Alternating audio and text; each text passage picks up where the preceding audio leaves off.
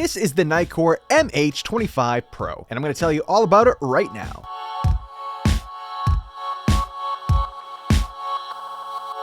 Upon unboxing, you'll find the Mh25 Pro itself along with a nylon holster, the manual, a C-type charging cable, a pocket clip lanyard and extra O-ring, and of course the 3.6 volt 5300 mAh 21700 rechargeable lithium-ion battery. The Mh25 Pro is made of aluminum alloy, is IP68 water resistant, has an impact rating of 1 meter, and weighs just over 200 grams or just over 7 ounces with the battery on board. I'll leave the tech specs from the manual on the screen now, just in case I leave out any details, so pause the video here to see those details. During my runtime test starting in the 3300 lumen turbo mode, the Mh25 Pro ran for approximately 1 minute before the ATR kicked in, causing the light to step down to a lower unspecified lumen output, and then it ran at that lower lumen output for about 2 hours before stepping down to the ultra low mode, which could have lasted for several more hours if not several days according to the manual. However, the total runtime for what I would consider to be usable light was 2 hours and 23 minutes from turbo. Next up, during my thermal output test, the Mh25 Pro reached a max thermal output of 129 degrees Fahrenheit or 53 degrees Celsius after 11 minutes of use. Moving along to my recharge time test using my Olight MCA charger,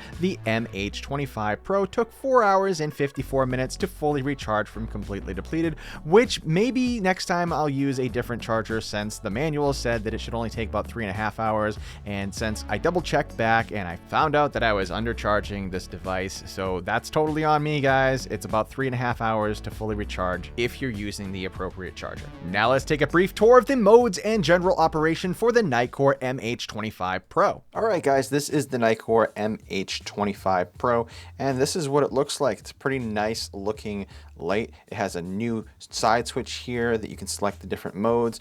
Over here you have the battery indicator, and over here you have the outputs. Of course, you have your pocket clip here, and then you have your tail switch here, and then you can stand the light up on the tail switch because it does have this area here that's made to protect the tail switch, and also you can fit your thumb right in the groove there, and also you have a place for a lanyard on both sides, and of course you have your C-type charging port here, which is water resistant, and it's actually a pretty sturdy one. It's not one of those cheapy rubber ones. It's got like plastic and then it has a rubber seal on it, so I think they did a pretty darn good job with that for protection.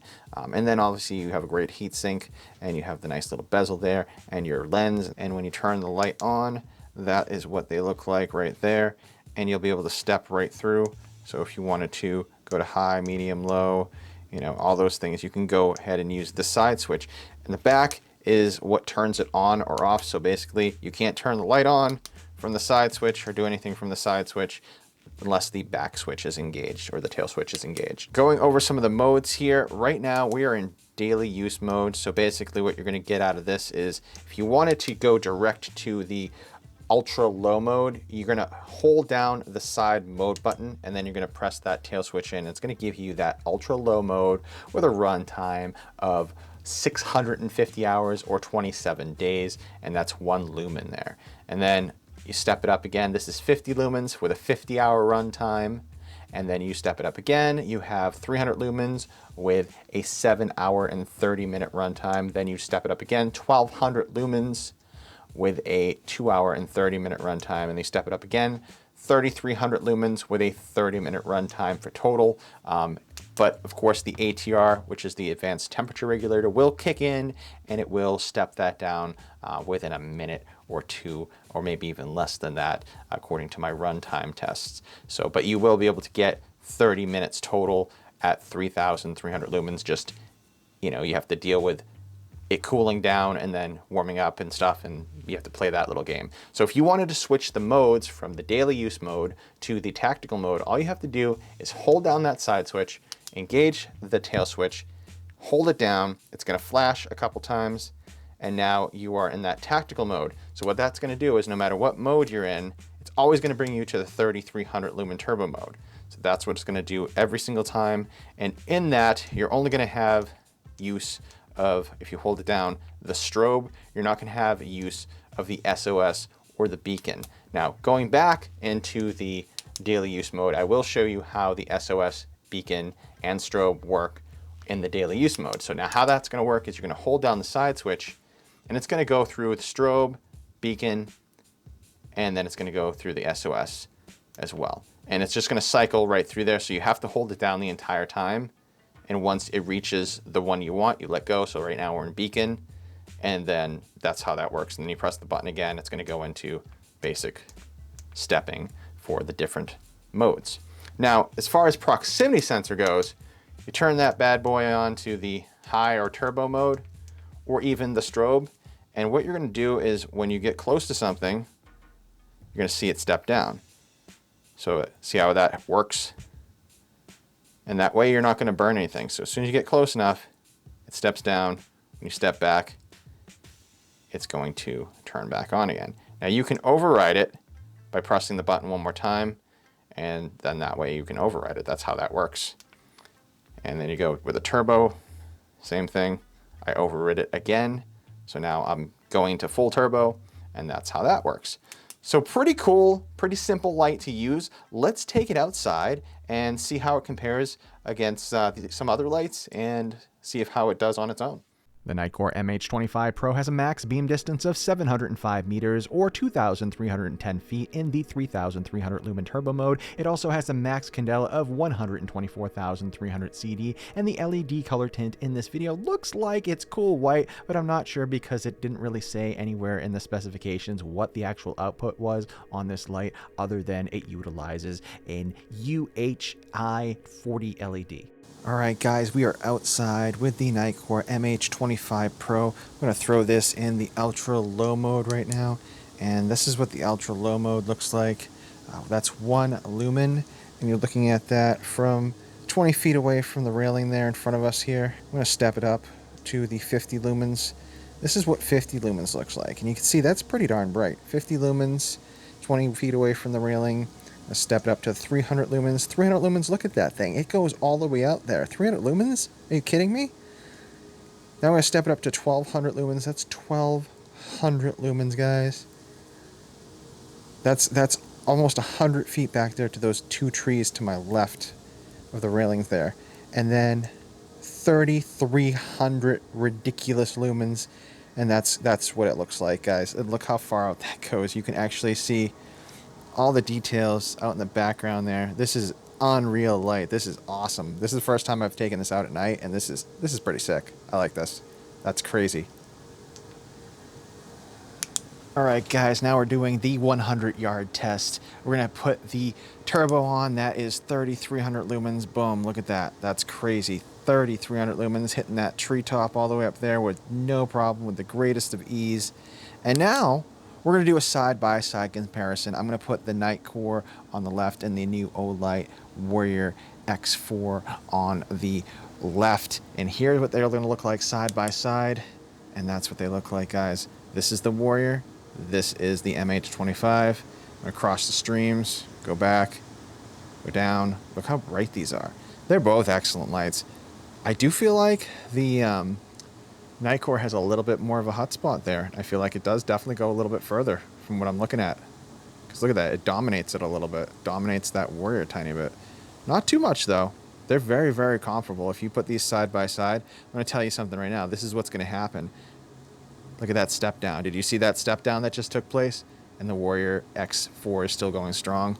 So that's the problem we're going to run into with the Nitecore Mh25 Pro. And that's something I don't really want to badmouth it, but the ATR is like one of my least favorite things about this light. And you can see that Warrior X4 is still there. And I can turn it back on, but it's going to drop right back down. See how that's going to drop. They both look like they're getting a little bit dull compared to each other. All right, guys, now I'm going to do another side-by-side comparison. I got the Mh25 and the Warrior X4. I'm going to put these in the 300 lumen mode. This is the low 300 lumen mode for the Warrior X4, and this is the low 300 lumen mode for the Mh25 Pro. And as you can see, as you go on the distance there, that kind of dominates it pretty good. I mean, I like the beam on the Mh25 Pro a little bit better because it does feel like it goes further out. Now, this is only from about 100 feet away from that tree line there. Let's do 100 yards and see what they look like.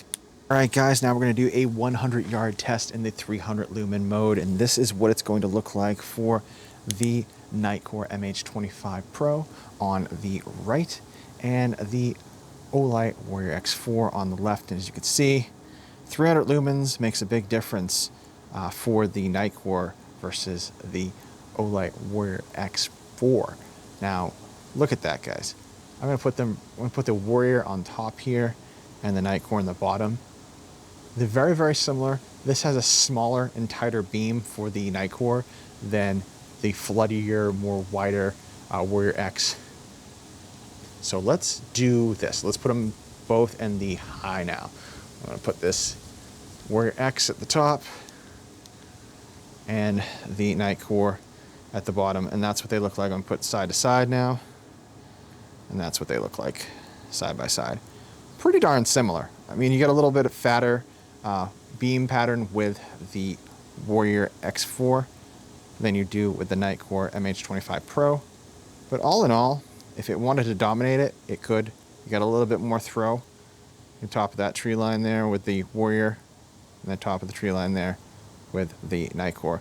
Very, very similar, very, very close. Now for my pros and cons. First, the pros. The Mh25 Pro is a cool idea in that it takes some of the features that I love from the Olight Seeker 2 Pro and the Olight Warrior line and combines them into one light. And I think that's what innovation is all about, really, is to just give the people what they want. And I think they did a pretty good job of that with this light. Now moving along to my cons, I honestly think that this is a great light, but the ATR stepped down to a lower lumen output far too soon and far too often when the light became even remotely warm. Which, I mean, sure, it does save the battery and it keeps the light from overheating, but the purpose of having a high-powered flashlight is to have a high-powered flashlight when you need it the most, not when it's most convenient for the internal safety mechanism for the heat. With that said, I felt like the Mh25 Pro could have performed a little bit better without the overzealous ATR feature. But otherwise, that's my only con, and still, it's a really neat light all the way around, and I think many of you will enjoy it. With that said, the Nitecore Mh25 Pro retails for $99.95, and it comes with a 5-year free from defects warranty from Nitecore. I'll leave a link down in the description. I hope this video has been helpful. Don't forget to subscribe to the channel and give this video a thumbs up if you found it useful. Thanks for watching. This has been Prepared Guy, and until next time, guys, stay prepared.